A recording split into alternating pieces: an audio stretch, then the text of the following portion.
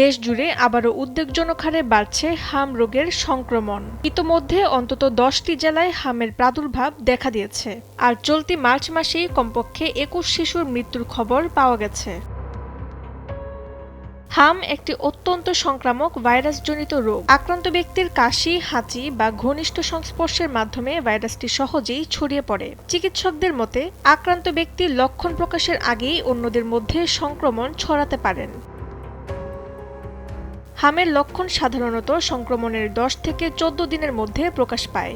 শুরুতে জ্বর, সর্দি, কাশি ও চোখ লাল হওয়া দেখা যায়। পরে শরীরে লালচে ফুসকুড়ি ছড়িয়ে পড়ে। প্রাথমিক লক্ষণগুলোর মধ্যে রয়েছে শুকনো কাশি ও সর্দি, গলা ব্যথা বা স্বর ভাঙা, চোখ লাল ও পানি পড়া, আলোতে অস্বস্তি, শরীরে ব্যথা ও ক্লান্তি, বুকের ভেতরে ছোট সাদা দাগ।